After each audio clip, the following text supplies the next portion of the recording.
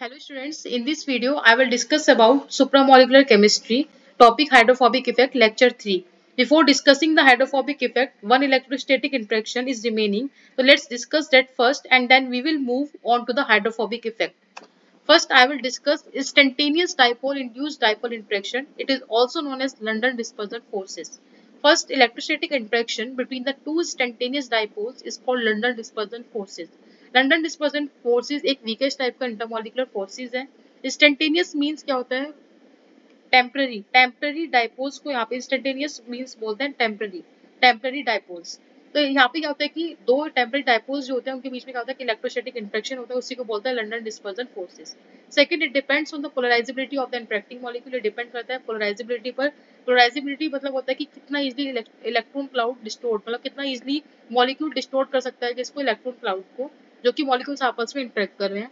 Third point जो है वो एक्सप्लेन करता है कि कैसे लंडन डिस्पर्जन फोर्सेस अराइज होती है. Because of the fluctuations in the instantaneous positions of the electrons. Electrons की पोजीशन जो होती है उनमें क्या होता है, फ्लक्चुएशंस होता है उसकी वजह से. इलेक्ट्रॉन्स की पोजीशन फ्लक्चुएट कैसे करते हैं, हमें पता है कि इलेक्ट्रॉन्स जो होता है वो रैंडम मोशन करते हैं. तो जब इलेक्ट्रॉन्स रैंडम मोशन करेंगे तो क्या होता है कि अगर हम किसी इंस्टेंट पे बात करें तो इलेक्ट्रॉन जो किसी भी एटम और मॉलिक्यूल के अंदर जो प्रेजेंट होते हैं उनमें अनइवनली डिस्ट्रीब्यूशन हो सकता है इलेक्ट्रॉन्स का. तो इलेक्ट्रॉन्स की कहीं पर क्वांटिटी ज्यादा हो सकती है और कहीं पर कम. ठीक है, जिसके कारण क्या होता है इलेक्ट्रॉन फ्लक्चुएशंस शो कर रहे हैं. A non-polar molecule also possesses an instantaneous dipole moment which can induce an instantaneous dipole moment. देखो नॉन पोलर मॉलिक्यूल्स क्या करते हैं, उनके पास एक इंस्टेंटेनियस डाइपोल मोमेंट होता है जिससे हम बोलते हैं क्या, टेम्पररी डाइपोल मोमेंट होता है, जो कि क्या करते हैं, डिस्टोर्ट करते हैं इलेक्ट्रॉन क्लाउड को जो भी नियर बाय मॉलिक्यूल उनके प्रेजेंट है, और इंड्यूस करते हैं क्या, instantaneous dipole moment.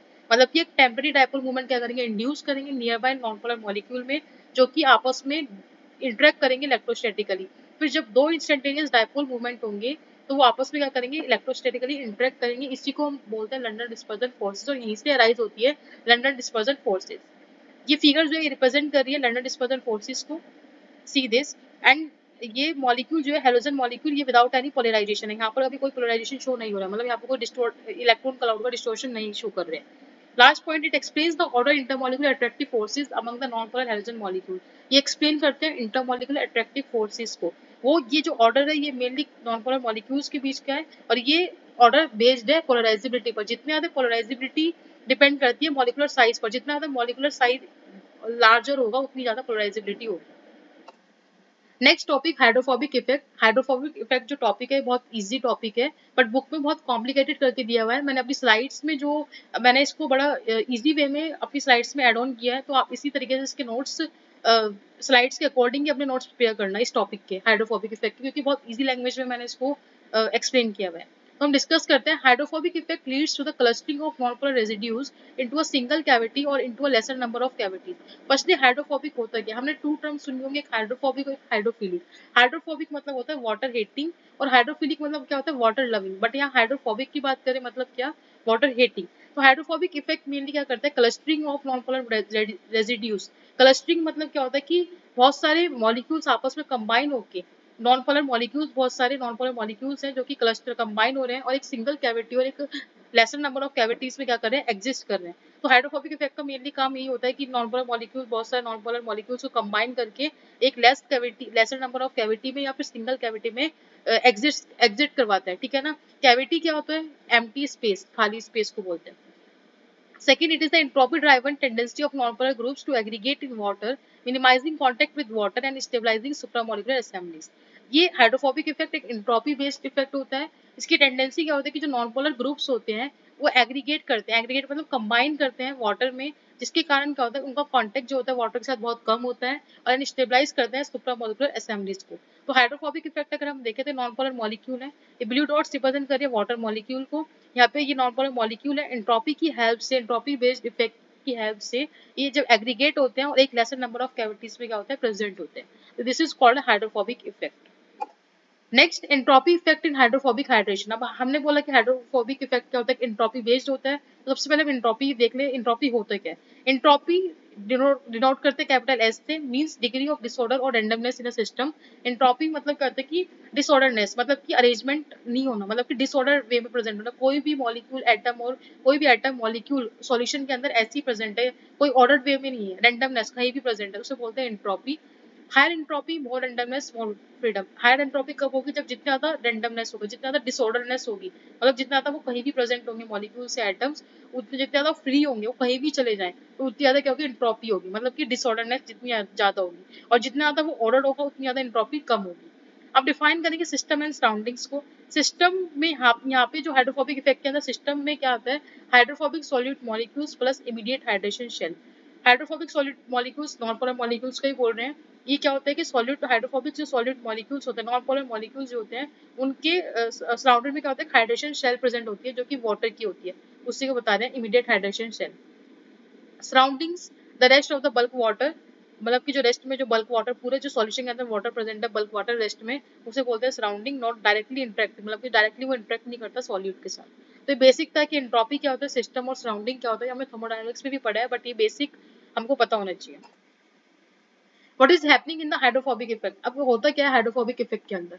First point, when nonpolar molecules are placed in water, water molecules can not form hydrogen bonds with them. जब नॉन-पोलर मॉलिक्यूल्स वाटर के अंदर प्लेस्ड होंगे, तो water molecules hydrogen bond form नहीं करते। किसके साथ नहीं फॉर्म करेंगे, नॉन-पोलर मॉलिक्यूल्स के साथ। Second point, to accommodate the hydrophobic molecule, water molecules arrange themselves in a cage-like ordered structure. Means क्या होता है कि water molecules यहाँ पे देखो, अगर हम इसे बहुत इजी लैंग्वेज में समझे तो वाटर मॉलिक्यूल्स क्या होते हैं, वाटर मॉलिक्यूल को हम यहाँ रिप्रेजेंट कर रहे हैं होस्ट, ठीक है, ये वो होस्ट हो गया, और हाइड्रोफोबिक मॉलिक्यूल यहाँ पे क्या हो गया, गेस्ट हो गया। तो वाटर मॉलिक्यूल्स अपने को इस तरीके से अरेंज करते हैं केज लाइक ऑर्डर में, मतलब अपने को इस तरीके से अरेंज करते हैं कि जिसके कारण वो हाइड्रोफोबिक मॉलिक्यूल को ट्रैप कर ले, मतलब कि होस्ट गैस को ट्रैप कर ले अपने अंदर। एक ऐसा स्पेस प्रोवाइड करते हैं अपने को, एक ऐसा अरेंजमेंट शो करते हैं कि हाइड्रोफोबिक मॉलिक्यूल एक्यूमुलेट इकट्ठे होके इजिली वाटर मॉलिक्यूल के जो चारों तरफ, जो water molecules non polar molecule के चारों तरफ इस तरीके से ऑर्डर्ड होते हैं केज लाइक ऑर्डर्ड स्ट्रक्चर में, उसे बोलते हैं clathrate.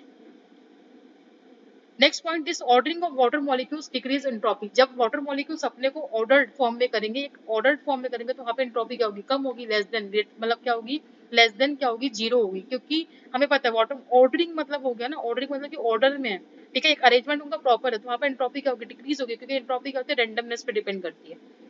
Surroundings are unaffected, surroundings unaffected होंगे, but in reality such a process, example methylation of surfactants, folding of proteins, etc.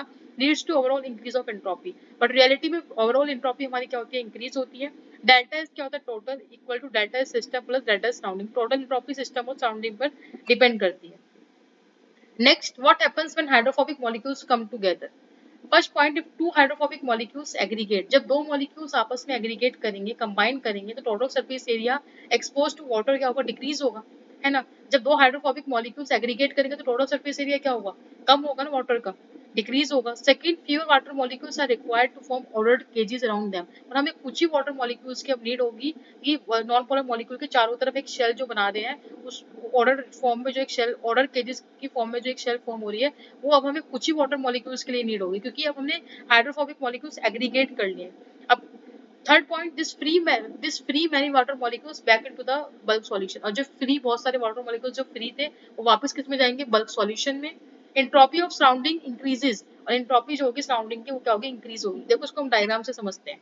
यहाँ पे वाटर था, ये नॉन पोलर सब्सटेंस था, तो यहाँ पे ये जो सर्किल में वाटर है, ये नॉन पोलर सब्सटेंस है। तो यहाँ पे अगर आप देखो तो solubilization due to clathrate formation, clathrate formation मतलब वही होता है कि नॉन पोलर मॉलिक्यूल है सर्किल में, और ये चारों तरफ वाटर की क्या है, एक लेयर फॉर्म हो रही है सराउंडिंग में, वाटर की एक लेयर फॉर्म हो रही है, नॉन पोलर मॉलिक्यूल के सराउंड में एक वाटर की लेयर फॉर्म हो रही है, इसी को बोलते हैं क्लैथरेट फॉर्मेशन। तो नॉन पोलर सब्सटेंस है, ये क्या है, structured water shelled around the non polar gas. Non polar gas के क्या है, नॉन पोलर गैस जो है उसके साउंड में क्या है, वाटर की शेल की स्ट्रक्चर है। तो यहाँ पे क्या होता है कि एंट्रोपी हमारी लेस देन होती है जीरो के, और डेल्टा जी क्या होगा, ग्रेटर देन जीरो होगा। तो यहाँ पे पुअर सॉल्युबिलिटी क्या कर रहे हैं, शो कर रहे हैं। और ये क्या हमारा बल्क वाटर है। जब यहाँ पे हाइड्रोफोबिक एग्रीगेशन होगा, जब यहाँ पे एग्रीगेशन होगा जब कंबाइन होंगे नॉन पोलर मॉलिक्यूल, जब ये आपस में कंबाइन होंगे तो एंट्रोपी क्या होगी, इंक्रीज होगी। क्योंकि आप देख सकते हो पहले सरफेस एरिया ज्यादा था, क्योंकि ये बहुत सारे हर एक हाइड्रोफोबिक मॉलिक्यूल्स अलग अलग थे और हर एक पे सराउंडिंग वाटर मॉलिक्यूल्स की लेयर भी अलग अलग थी। बट अब जब ये कंबाइन हो जाएंगे तो हमें इतने सारे वाटर मॉलिक्यूल्स की लेयर की नीड नहीं होगी, तो जिसके कारण जो फ्री वाटर मॉलिक्यूल्स की लेयर होगी, जो एक्स्ट्रा हमारे पास वाटर मॉलिक्यूल्स होंगे, वो वापस क्या कर जाएंगे, बल्क सॉल्यूशन के अंदर चले जाएंगे। जिसके कारण क्या होगा कि ओवरऑल एंट्रोपी हमारी क्या होगी, सराउंडिंग की इंक्रीज होगी, क्योंकि अब वो कहीं भी जा रहे हैं, वो फ्री मूवमेंट है, फ्रीडम है उन्हें, ठीक है ना। तो डेल्टा सराउंडिंग क्या होती है, वो इंक्रीज होगी। डेल्टा जो सराउंडिंग जो होती है वो किसके लिए होती है, मतलब किसकी वजह से होती है, वाटर स्ट्रक्चर की चेंज की वजह से। नेट इंट्रोपी एक्सप्लेनेशन, हम नेट इंट्रोपी एक्सप्लेनेशन की बात करें तो ये क्या होता है कि मतलब कि सिस्टम और सराउंडिंग में कैसे मतलब इंट्रोपी पहले डिक्रीज हुई और फिर इंक्रीज कैसे हुई, वो पूरा एक्सप्लेन कर रहे हैं। सबसे पहले क्या हुआ, at first water around individual hydrophobic molecules is highly ordered. सबसे पहले तो ये क्या था कि हर एक नॉन पोलर मॉलिक्यूल जो थे, जो भी हाइड्रोफोबिक और नॉन पोलर एक ही बात है कि जो नॉन पोलर मॉलिक्यूल थे, हर एक नॉन पोलर मॉलिक्यूल पे इंडिविजुअल वाटर की लेयर थी। अभी मैंने ऑलरेडी बताया था कि हर एक नॉन पोलर मॉलिक्यूल पे इंडिविजुअल वाटर की लेयर थी, ठीक है। जिसके कारण क्या हो रही थी कि वो हाईली क्या थे, हमारे ऑर्डर्ड थे, मतलब कि हाईली हमारे क्या थे, ऑर्डर्ड थे, जिसके कारण क्या था, एंट्रोपी लो हो रही है। आफ्टर एग्रीगेशन, जब वो आपस में कंबाइन होते हैं, कंबाइन होने के बाद क्या होता है, आफ्टर एग्रीगेशन के बाद बहुत सारे वाटर्स क्या होते हैं, रिलीज हो जाएंगे, क्योंकि अब ये फ्री है, अब ये फ्री है, अब ये कहीं भी मूव कर सकते हैं, तो बल्क सॉल्यूशन में क्या करेंगे, वापस जाएंगे। तो many water molecules are release and can move freely, तो इंक्रीज इन एंट्रोपी, जिसके कारण क्या होगा, एंट्रोपी हमारी इंक्रीज होगी। तो ओवरऑल डेल्टा जो होता है पॉजिटिव होता है, एंट्रोपी इंक्रीज होती है, बिकॉज डिसऑर्डर जो होता है, रेंडमनेस जो होती है बल्क वाटर की, वो इंक्रीजेज होती है much more than the local ordering effect, मतलब की जो डिसऑर्डरनेस होती है वो बहुत ज्यादा होती है बल्क वाटर की as compare to local ordering effect, मतलब सराउंडिंग वाला जो इफेक्ट है वो बहुत ज्यादा होता है एज कम्पेयर टू सिस्टम। तो इस वजह से ओवरऑल एंट्रोपी हमारी क्या होगी, इंक्रीज होगी। तो ये फिगर मैंने ऑलरेडी पूरी एक्सप्लेन कर दिया, ये पूरी थ्योरी के बेस पे ये फिगर है, बहुत इजी आपको अब समझ आ जाएगा। Next and last, entropy driven spherical aggregation of non polar residues due to hydrophobic effect. देखो अब इन्होंने बोला कि जो एंट्रोपी इफेक्ट है वो हमने सब समझ लिया, अब एंट्रोपी के बेस पे भी हमने पूरा हाइड्रोफोबिक इफेक्ट समझ लिया। बट जो स्फेरिकल, ये स्फेरिकल जो एग्रीगेशन होता है, एग्रीगेट जो होते हैं स्फेरिकल स्फेयर फॉर्म में होते हैं, स्फेरिकल फॉर्म में होते हैं, वो क्यों होते हैं, रीजन क्या है। तो when non polar residues of molecules are present in water, they aggregate into spherical shape. ये एग्रीगेट किसमें की, जो नॉन पोलर रेजिड्यूज हैं वो वाटर के अंदर प्रेजेंट है, वो एग्रीगेट हो स्फेरिकल शेप में। ये प्रोसेस मेनली क्या होता है, एंट्रोपी ड्राइवन होता है, एंड ये क्या होता है, हाइड्रोफोबिक इफेक्ट होता है। ये तो मैंने ऑलरेडी डिस्कस कर दिया। अभी स्फेरिकल क्यों होते हैं, मेन रीजन ये। First point, sphere has the least surface area पर वॉल्यूम। हर एक स्फीयर में क्या होता है, स्फीयर जो होता है वो मतलब स्फीयर जो उसका जो सरफेस एरिया होता है बहुत लीस्ट होता है पर volume. Second point, by forming a sphere minimum contact occur between water and non polar groups. जब स्फीयर फॉर्म होता है तो वहां पर मिनिमम कांटेक्ट होता है किसके बीच में, वाटर और नॉन पोलर ग्रुप्स के बीच में। Third point, this reduce the number of water molecules that must stay ordered around hydrophobic parts, और ये रिड्यूस करते हैं नंबर ऑफ वाटर मॉलिक्यूल्स को जो कि हाइड्रोफोबिक मॉलिक्यूल्स के अराउंड में सराउंडिंग में जो प्रेजेंट होते हैं, जो ऑर्डर्ड फॉर्म में होते हैं, उनका नंबर क्या करते हैं, कम करते हैं। तो ये पूरा ये रीजन होते हैं स्फेरिकल कि एग्रीगेशन जो होता है वो स्फेरिकल फॉर्म में क्यों होता है, उसका रीजन ये है। ये तीन रीजंस है। तो this is all about hydrophobic effect. If you have any doubt और any query, you can ask in comment box. Thank you so much.